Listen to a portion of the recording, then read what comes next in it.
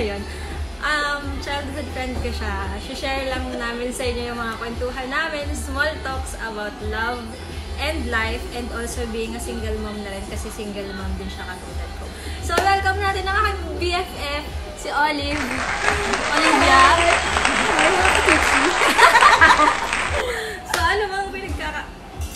anong pinagkakaabalahan mo ngayon? Yes? Pinagkakaabalahan ko maging chubby. Alam niyo naman, chubby bunny ako before.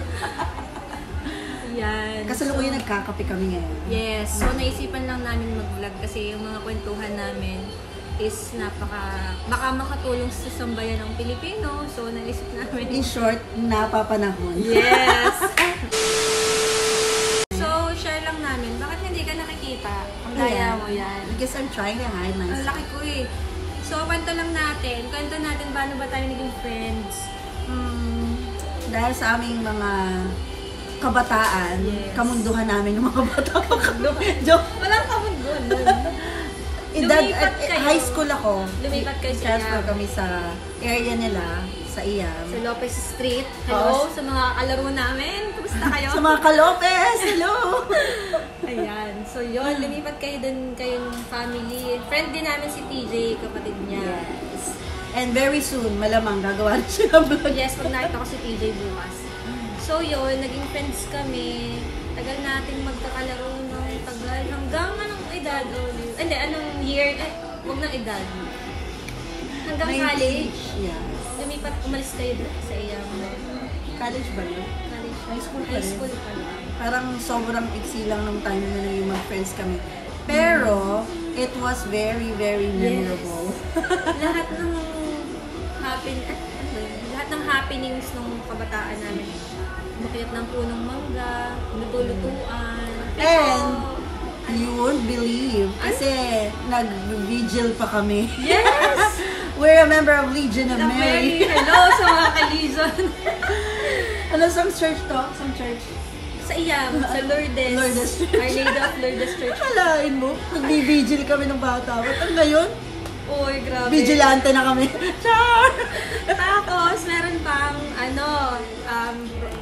Black Rosary every night. Olive? Every 6 p.m. mag-Black Yes, Rosary ang bait-bait talaga namin. Neighborhood. Na-invite namin. Kasi Rosary, masarap ang dasal-dasal. pakain. Masarap ang pakain pagkatapos. Ang habol namin ay pala. Yes. And the result? Chubby. Ayan, so kumusta naman ang buhay-buhay natin, Olive? Ngayon, medyo nag-mature na tayo. Kunwari. Ayun, okay naman. Medyo single na. May anak ako, 15 years old. Turning 15 na sa Monday. I'm raising her. I'm raising us. Parang sarili-sarili lang. Ayun. Yun naman. Okay naman siya. Salute sa mga single mom na katulad namin. Hello sa inyo. We are survivors. Yes. Kaya natin to. Yes. So ano bang learnings mo naman sa love? Turuan mo naman ako kung paano makakasurvive kasi ano ba yan? Ewan ko ba kung bakit napapapunta sa maling tao? Yes, hugot. Alam mo kasi, marami akong learning sa life. Ano siya, kung mapapansin nyo, yung sa mga friends, common friends namin, kung mababasa nyo yung mga post ko. Add nyo siya sa Facebook. Hindi ako mag-accept, wala akong pakilala. Ayun. Ano lang, kung mga learning sa life, yung make sure, kasi nagsisimula yan sa pagkabata. So make sure na bata pa lang kayo, you will make the right choice. Kasi otherwise, I'm not saying na ang pangit ng ending ng life ko. Hindi pa naman tapos ang life. I mean, sana maayos yung buhay nyo first, bata pa kayo, para makapili kayo ng magandang future nyo. At saka, always think, ngayon ko na-realize na kailangan talagang isipin muna is career pagkatapos mag-aral. Saka na yung love na yan. Hindi ko kayo nininega or something. Kaya lang, sa mga nakakakilala sa akin, alam ko, ang dami kong pinagdaanan sa buhay na hindi simple. Yun. So, tapos na tayo sa sa about life lessons, ganyan. So, dito naman tayo sa topic na super trending sa mga kabataan at sa lahat. So, ano naman ang maiipayo mo?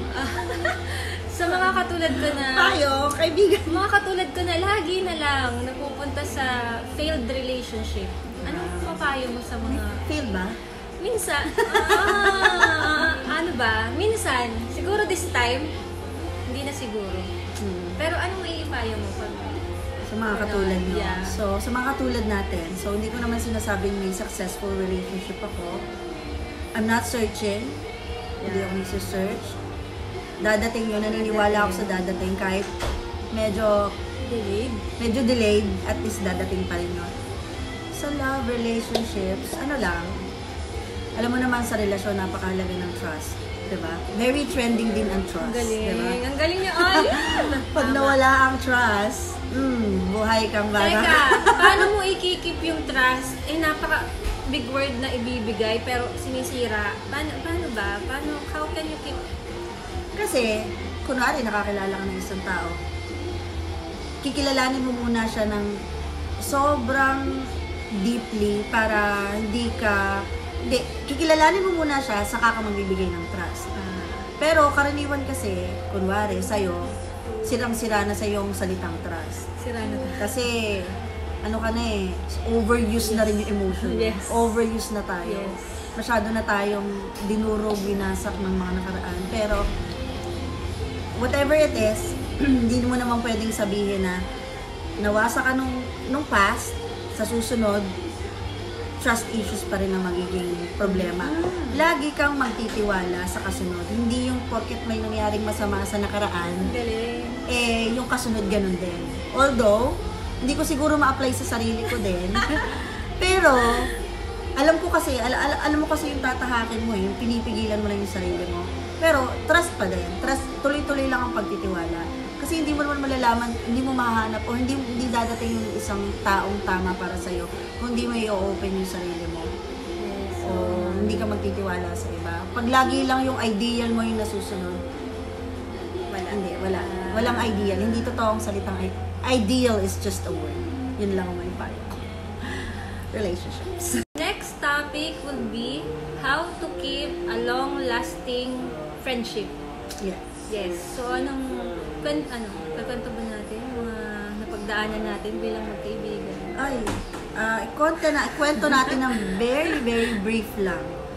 Hindi naman perfect yung friendship namin. Kasi, Katampuhan. marami kami pinagdaanan, pero I think wala siguro makakabit sa friendship na kahit pa paano, totoo naman. Kasi, since maliliit pa kami, diba? So, ayun na nga, key to a long-lasting friendship. Huwag mo tingnan yung kaibigan mo as perfect na tao. Oo. Diba? Let them make a mistake. Forgive and forget. Pero Ganun don't dapat judge ang friend. them kung hindi naman sila perfect. Yes. Tanggapin mo Yes. na. Forgive and forget. Ganun lang. Kasi yung mga misunderstanding, lilipas yan. At pagdating ng mga susunod na panahon, pagtatawanan nyo na lang. Yes. Like wala now, tayo. diba? Yung na-predict ko sa kanya before, nangyari. Ano bang prediction mo yan? Yung, di ba, yung bar and everything. Nakutubang ko na yung mangyayari sa buhay niya noon. Alam ko na, papunta na sila sa rough road. Pero, hindi ko pinangunahan, pero na-predict ko. Pero, dahil alam kong down na down siya noong mga panahon na yon, hindi ko pa rin siya iniwan kahit may iba kaming issue regarding sa business. Pero, hanggang dun lang yon. Hindi ko siya pwedeng i-judge. Hindi ko siya pwedeng i-judge sa mga choices niya. Same with her, gano'n. Hindi siya masaya, so masaya ako para sa kanya. Kaya lang, syempre, gusto ko maingat siya. Kasi masyadong marupok tong friend ko. Mas marupok to kaysa sa akin. Marupok din ako minsan, pero feeling ko mas marupok to. Mas marupok talaga siya. Okay. Iba yung pagka-strong ng personality niya kumpara sa Pero akin. strong din naman ako. Strong in a different way. Diba? May ano ka meron kang support sa paligid mo. Ako talagang on my own lang ako. The way I think on my own. Walang super independent ako. The way I think. Street smart. Super street smart. Ito, siguro strong siya sa ibang aspect niya, pero we're not the same. Kaya, tsaka mas, alam mo may edad ako sa kanya. Hindi lang halata. Mas mature siya talaga. Kaya mga payo, Kaibigan! Kanya. Tayong kaibigan. pag may mga kalokohan ako, alam niya. Oo, sa akin lang siya nakakapag-open. Yes. Ewan ko kung sa Totoo, akin nga lang totoo, talaga. Sa'yo lang. Kasi nga, hindi naman ako dinajudge. So, hindi ako yun. judgmental eh. I'm not a judger.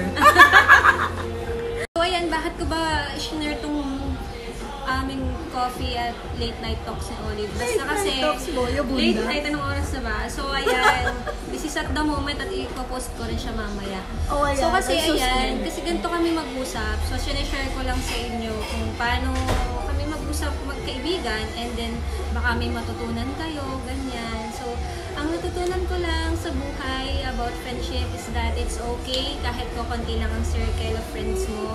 Quality over quantity, sabi nga nila. So, konti ang circle, okay lang basta totoo. Ano bang ano mo, Olive?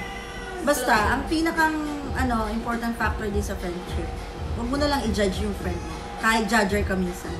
I-judge mo na lang siya sa utak mo. Judger! May judger bang word?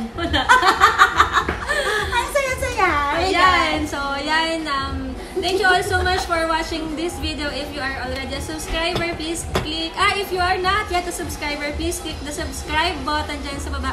At kung nagustuhan nyo naman yung vlog namin ni Olive, click nyo na rin yung like or share. Kung gusto nyo sumikat si Olive, share nyo na.